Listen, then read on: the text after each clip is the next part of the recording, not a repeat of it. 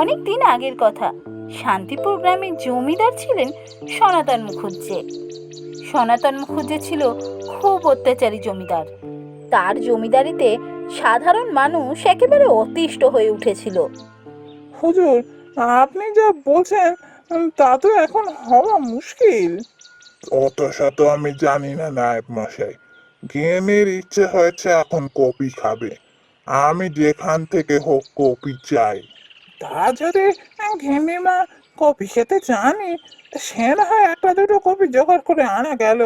কিন্তু আপনি তো মুন্নি দিদির জন্মদিনেও কপি খাওয়াবেন বলছেন। অত কপি এখন কোথা থেকে আনবো বলুন তো? কেন নায়েব মশাই, যেখান থেকে একটা দুটো কপির ব্যবস্থা করবেন সেখান থেকেই সমস্ত কপি নিয়ে আসবেন। ওই একটা দুটো কপি তো ওই রতনের কাছ থেকেই কিনে নিয়ে আসতাম। এখন তো কপির খুব দাম। ওর কাছ থেকে সব কপি কিনতে গেলে কিন্তু হুজুর অনেক খরচা হয়ে যাবে। কেন, খরচা হওয়ার কি আছে? কপির আর এমন কি দাম? বেশি কপি আনলে প্রচুর খরচা হয়ে যাবে। হুজুর, এখন তো অসময়। এ সময় তো সবাই কপি চাষ করে না। রতনই একমাত্র কপি চাষ করে। রতন কপি এই সময় বেশ ভালো দামেই বেচে। ওর কাছ থেকে কপি নিতে গেলে বেশি দাম দিয়ে নিতে হবে হুজুর।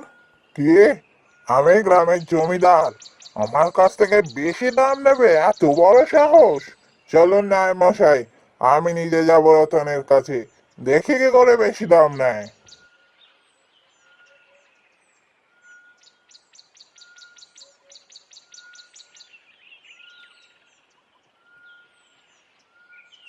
আরে হুজুর, আপনি স্বয়ং আমার দোকানে! আমার কি সৌভাগ্য! বলুন হুজুর, কি নেবেন? আমি আপনার বাড়ি গিয়ে পৌঁছে দিয়ে আসবো। তোমার বাগানের সমস্ত কপি আমি কিনে নেব। কপির দাম কত বলো? হুজুর, এই কপি প্রতি 100 টাকা। হ্যাঁ, বুঝতে পেরেছি। সবার গলা কাটছিস তুই। 100 টাকা পিস কপির দাম? আমি 30 টাকা পিসে নেবো। এর 1 টাকাও বেশি দেবো না। হুজুর, এত কমে দিতে পারবো না হুজুর। আমার বড় ক্ষতি হয়ে যাবে। এখন অসময়ে কপি চাষ, অনেক খরচা হয় কপি চাষ করতে। আমার খরচাই উঠবে না হুজুর। এমন করবেন না। না মশাই, কি দাঁড়িয়ে দাঁড়িয়ে দেখছেন? লোক পাঠান, ওর জমি সমস্ত কপি আমার চাই। আর 30 টাকা প্রতি কপি হিসাবে ওকে টাকা দিয়ে দেবেন। তোর ভাগ্য ভালো যে গ্রামের জমিদার নিজে তোর চাষের কপি নিয়ে যাচ্ছে। হায় হায় হায় হায় হায়, আমার সব কপি নিয়ে চলে গেল। এবার আমার কি হবে? আমার চাষের খরচাটাও তো উঠলো না। এবার আমার দিন চলবে কি করে? কত জায়গায় ধার করে রেখেছি। ভেবেছিলাম ভালো দামে কপিগুলো বেচে একটু ভালোভাবে থাকবো। এত ভালো মানের কপি 30 টাকা করে দিয়ে গেল। আমি এবার কি করে দিন চালাবো? ভগবান, এই জমিদারের অত্যাচার তো দিনের দিন বেড়েই চলেছে। কাঁদিস না রতন, জমিদারের পাপের ঘড়া পূর্ণ হয়েছে। এবার সময় এসেছে জমিদারের শাস্তি। আপনি কে? আপনাকে তো চিনি না। আমি ভূমি দেবী। ওই জমিদারের অত্যাচারে অত্যাচারিত হয়ে অনেক নিরীহ মানুষের চোখের জলে ভিজেছি আমি। এবার সময় এসেছে ওকে শাস্তি দেওয়ার। জমিদারকে শাস্তি দেওয়ার জন্য আমি তোকে বেছেছি। না, আমি জমিদারকে কি করে শাস্তি দেবো? ওই জমিদার বড্ড বাজে, সবার উপর খুব অত্যাচার করে। আমি আমার কি ক্ষমতা আছে মা, যে ওই জমিদারকে আমি শাস্তি দেবো? আমি তোকে একটা ঘটি, একটা থলে আর এই লাঠিটা দিলাম। থলেতে কিছু মোহর আছে। ওই মোহর দিয়ে তুই আবার চাষ করবি। ঘটির জল জমিতে ছড়িয়ে দিবি। একদিনেই কপি ফলবে। আর এই লাঠি তোকে বিপদ থেকে মুক্ত করবে। রতন থলে, ঘটি আর লাঠি নিয়ে বাড়ির পথে রওনা দেয়।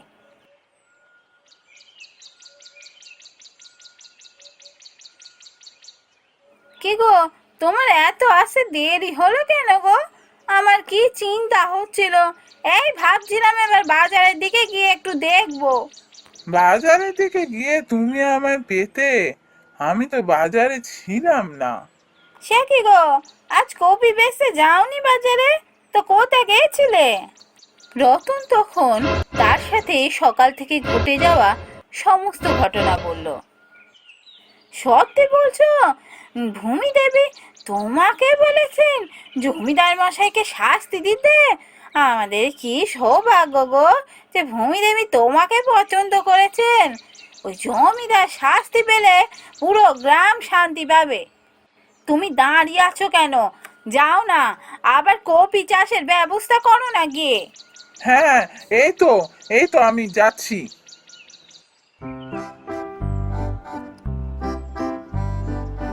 ভূমিদেবীর দেওয়া মোহর খরচ করে রতন আবার কপির চাষ করলো। ঘটির জল ছিটিয়ে দিল জমিতে।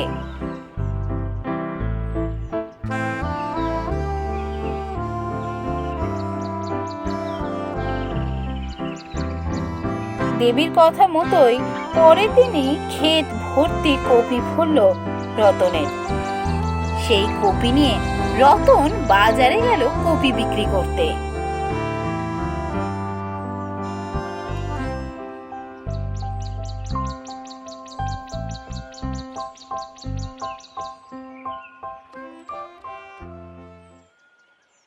আরে, আমরা তো সমস্ত কপি নিয়ে গেলাম, তাহলে রতন আবার কপি পেল কোত্থেকে? ও তো আবার কপি বিক্রি করতে বসেছে দেখছি। না, হুজুরকে সবটা জানাতে হচ্ছে, না হলে হুজুর জানতে পারলে তো আমার অবস্থা খারাপ করবেন। যাই, গিয়ে হুজুরকে সবটা বলি।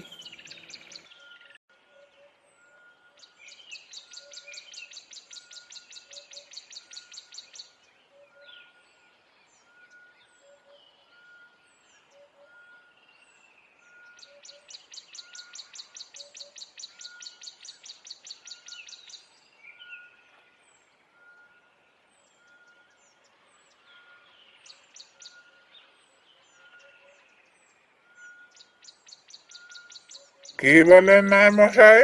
রতন আমার সাথে বেইমানি করেছে, কপি দেয়নি, সব লুকিয়ে রেখেছিল।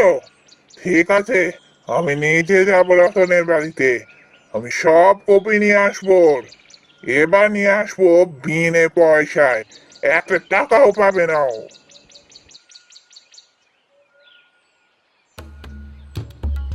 জমিদার আর নায়েব কিছু লাঠি আর নিয়ে গেল রতনের বাড়িতে।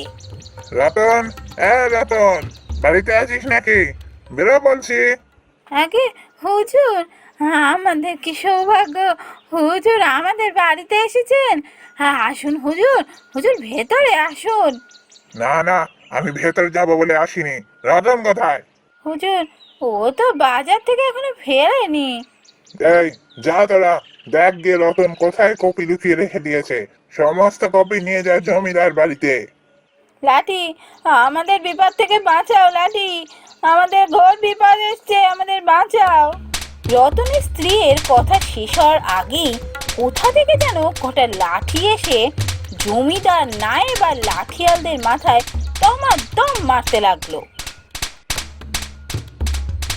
ওরে বাবা, ওরে বাবা রে, এ তো ষড়যন্ত্র, এ ষড়যন্ত্র। ও কোথা থেকে লাঠি এসে আমাদের মাথায় মারছে? হুজুর, হুজুর, আমার মাথাটা ফেটে গেল। দেখুন হুজুর, আমার মনে হচ্ছে এখানে ভুতুড়ে ব্যাপার হচ্ছে। চলুন হুজুর, এখান থেকে আমরা পালাই। এখান থেকে পালালেও লাঠি থামবে না, লাঠি যেখানে যাবে সেখানেই গিয়ে মারবে। ছেড়ে দাও, ছেড়ে দাও, আমাদের কি করতে হবে সবকিছু করতে রাজি আছি। আমাদের ছেড়ে দাও, আমাদের মাথা ফেটে গেল। আগে আপনি বলুন, আপনি গ্রামবাসীর ওপর অত্যাচার বন্ধ করবেন, নিরীহ মানুষদেরকে ঠকিয়ে তাদের সর্বস্ব কেড়ে নেবেন না। হ্যাঁ, আমি কথা দিচ্ছি, কথা দিচ্ছি, আমি আর কোনোদিনও কারোর ওপর অত্যাচার করবো না, কারোর কাছ থেকে কিচ্ছু কেড়ে নেবো না। আমাকে ছেড়ে দাও, আমাকে ছেড়ে দাও। লাঠি বন্ধু, এবার থেমে যাও, ওদের ছেড়ে দাও। ওরা আর কারোর ওপর অত্যাচার করবে না বলেছে। যদি আবার কখনো কারোর ওপর অত্যাচার করে তখন তুমি আবার এইভাবে ওদের মেরো।